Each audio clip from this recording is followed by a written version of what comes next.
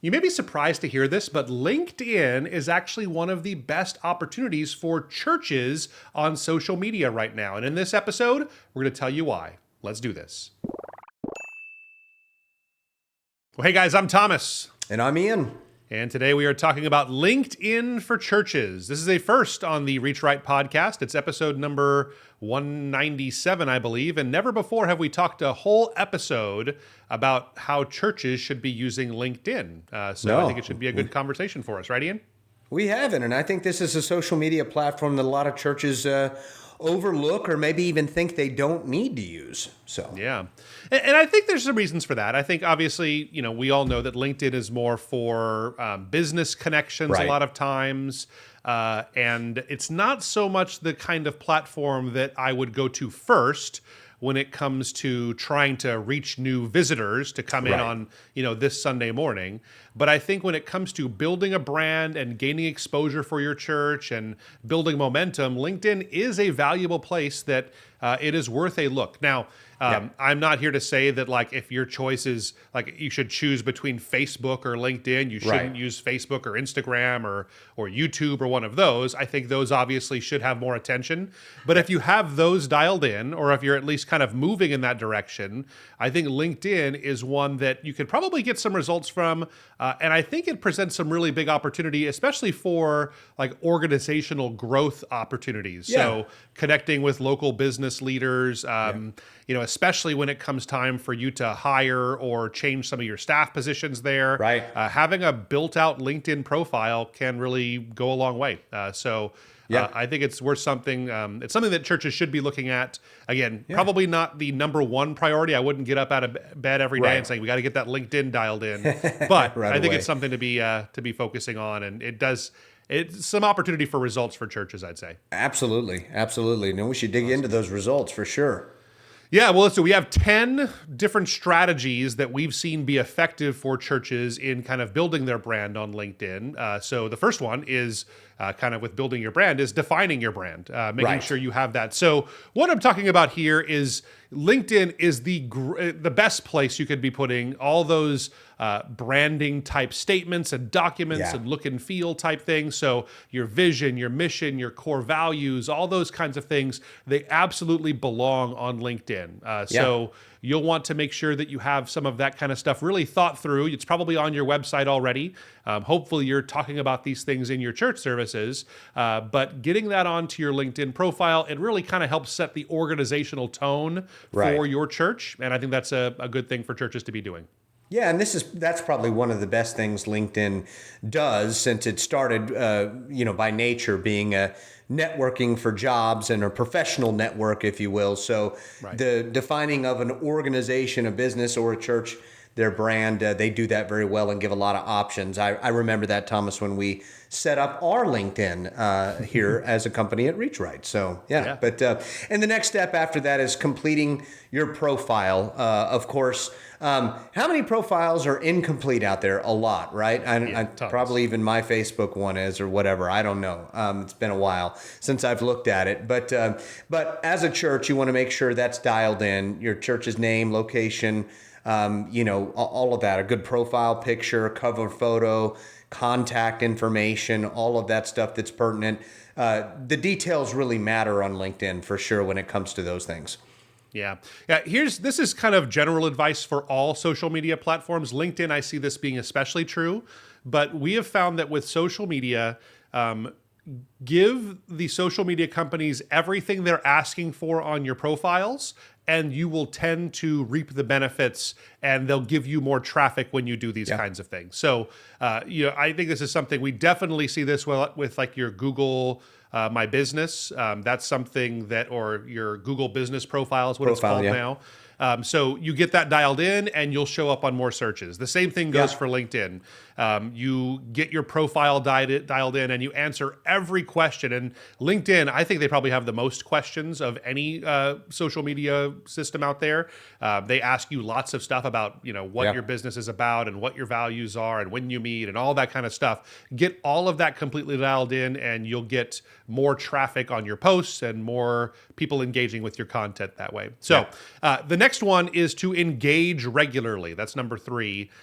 This again is general advice for all social media platforms. Yeah. But I find that on LinkedIn, I find that it's the friendliest of all the platforms. I find it's easiest for us to engage with people when we get comments and interaction on LinkedIn, or when we're trying to reach out to other companies or other churches. Yeah. It's usually the most cordial. You'll get the fewest pot shots, at least, of people, saying bizarre things or telling us that we look funny, or the comments that we get every single day around here at REACHRIGHT. When you do 197 episodes of a podcast, you've heard just about everything. I had people criticizing haircuts and all that kind of stuff. So it's just whatever. You won't usually find that on LinkedIn. I'm sure you could, but I've found that it's the easiest to engage on. But it goes both ways, making sure you're reaching out to other people on LinkedIn, and make that part of your strategy to have conversations with other like-minded organizations, like-minded people, and you'll start to see more results that way.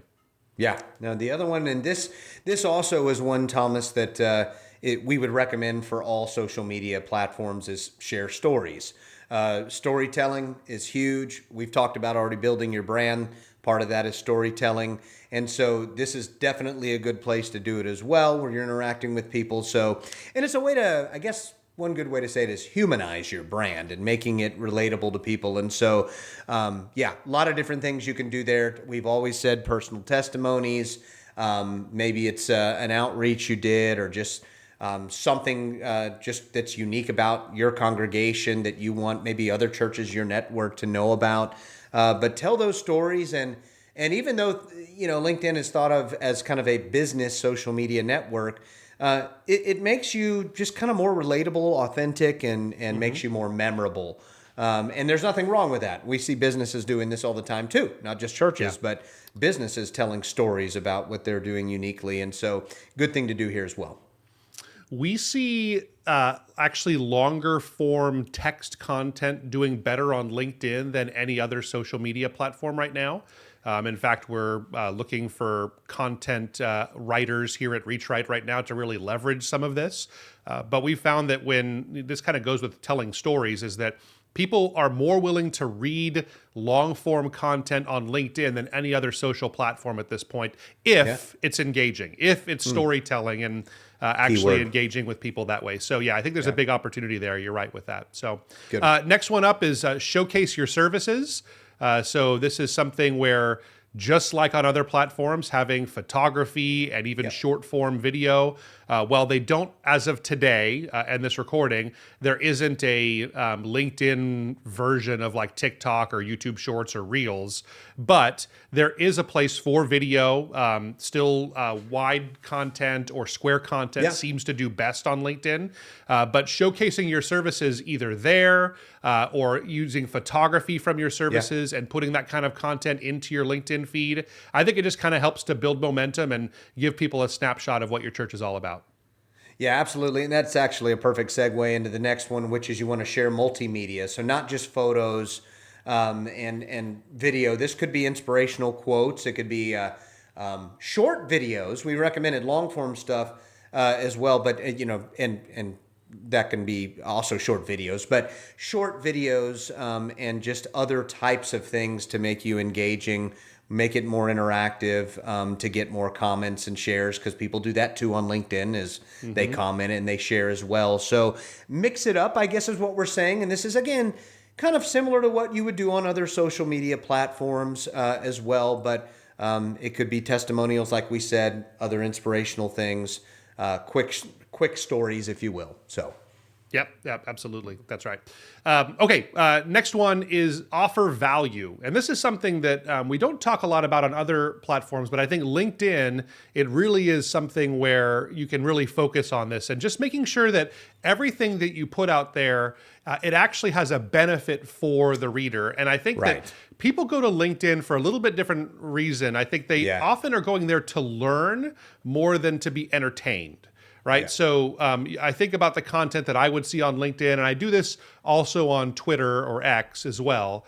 But just I'm looking more for education instead of entertainment with these platforms. So finding ways to do that. I think that to your point about short form videos, I think long form videos, we're doing a lot of testing with that right now on LinkedIn, and we're starting to see some results as long as people are learning something when they're on there. So I think for churches, maybe if you're doing kind of deep dives into books of the Bible or Bible studies, maybe you have a Wednesday night service where you guys go a little bit deeper. That kind of content might be really good for a LinkedIn profile. I think and even if it's long form video, we've seen that, you could put in a 45-minute video and actually get some traffic and results on that. So some things to test. We haven't concluded our testing on that just yet, but I think that there's definitely a place for you to, the key here again is offering value for people. Make it something that they'll be able to learn as a result of being on your LinkedIn page there. That's good. That's good. And next one is encourage interaction. First glance, I was like, well, you'd think that's a no-brainer. But again, because people don't think of LinkedIn as like other social media, they may not be thinking of the interacting part. But you're still going to want to ask for comments. You're going to want people to share. You're going to want people to message you based on the value and the content that you're sharing for sure. So this is, again, another place to engage. And actually, I would say, and correct me if I'm wrong or you think differently, Thomas, but this might be one of the more important areas to get interaction because of the type of content and because what people are looking for. I think, in other words, it's where you might be able to gain more valuable relationships. So relationships that are longstanding because of what we've already been saying, because you've presented value and good content that someone's looking to educate themselves on. So I think it's a big place to interact. Yeah. I think it lends itself better to good dialogue because the content is educational. People will be more likely to be encouraging and then also just asking genuine questions. A lot of times on Facebook or Instagram, questions are actually just pot shots of people trying to, catch you in some kind of a theological trap or something like that. Whereas here, I have found that usually you'll have more engaged questions of people that actually care and consider you a mentor or someone that they're learning from. So I think that as a general rule, and we say this for all social platforms, is never leave a comment unresponded to. Even if it's a super simple comment like, hey, great video. Let's say someone writes that, just say thanks is a perfectly good response to that comment. A lot of times I see so many organizations just leaving those things naked that way. And if you come and cover it with a response, it's going to be, for a few reasons, it'll be encouraging to the person that commented and they know that they're seen. And then also, it's just algorithmically good in that when LinkedIn or any other social platform sees that you're engaging and going back and forth with commenters, they'll say this is an engaging post and they'll show it to more people. And then your next post will be shown to more people. And it's just a momentum building tool. So never leave a unresponded to comment on any platform, but LinkedIn is definitely one you want to avoid that for. So, all right. Number 9 is participate in groups. This is a really big opportunity. We love this on Facebook. Facebook groups are really dynamic, but LinkedIn actually has some really great professional groups. And so I think for your staff, again, don't think of this as like these groups are a great way to meet people in our community and invite them to church. That may be happening a little bit in larger communities. But I think it's a great way for your church to network with other people in similar roles in churches in other parts of the country or the world. So I've seen great groups on LinkedIn for church creatives, for worship leaders, for business administrators and executive pastors. And there's all kinds of different groups on there. And I think it's the highest level of interaction happens on LinkedIn of any other social media platform out there.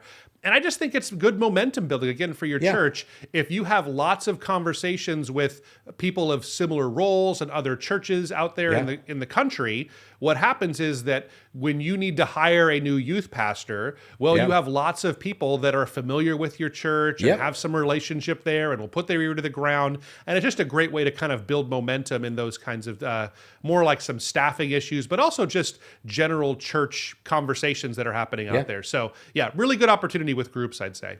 Yeah, makes your brand and makes you more memorable when those times come. So last and most certainly not least, number 10, measure and adjust. We're always big on not only calls to action that we often mention, but measuring and results. And obviously, like we've said with all of these things, if you're putting in the work and the time and energy and you're doing a good job of it, why don't you want to know, obviously, what results you're getting? And so, see what content's performing better than others. Based on that, make adjustments. See your posting schedule, what's effective, as far as how often you're doing it, and stay consistent with that, but continually measuring, and all of that's going to help you optimize things and obviously fine tune your goals with LinkedIn as a church. Yeah. We're like broken records here, Ian. We have a core value, as you know, is results count. That's one of the things that we kind of stand on here at Reach Right, and we believe that for ourselves, and that's really our one of our callings for our customers and people that we help, is that if you work with Reach Right, we're going to promise you that results are going to count. We're going to try and get you results and not just make it look pretty, but actually, you'll see results from this here. So yes, measure, and then measuring is foolishness if you don't actually adjust based on your measurements. So that's it. Look at the posts that you're doing, and you can try to move more towards the ones that are getting the most results, and where conversation's happening, double down on those efforts and stop doing the things that aren't getting you results. And so it's a constant A/B test in everything that we do on these things. So results count, and you should measure and analyze and make adjustments. So, absolutely. Good stuff. Anything else to say as we wrap up? No, don't disregard and forget LinkedIn. You could see some great results there. So we hope maybe we urged a few to endeavor in that. Yeah, it's a great opportunity. I think it's something, again, do Facebook, do YouTube. But once you have those things dialed in, Instagram, that stuff, take a look at LinkedIn. I think it's a pretty good opportunity for churches. So if this has been helpful to you, hit that subscribe button if you're watching on YouTube. Subscribe if you're listening to us on the podcast here. Drop us a comment. Let us know, does your church use LinkedIn, and how has it been working for you? I'd love to hear about that. Also, all of our podcast episodes are listener inspired. So if there's something that you've been wondering, or you have a question for us you'd like us to talk about in a future episode of the podcast, drop us in the comments, a line in the comments there. We'll be sure to take a look at it. So thanks for being a part of the Reach Right family. We'll see you next time. See ya.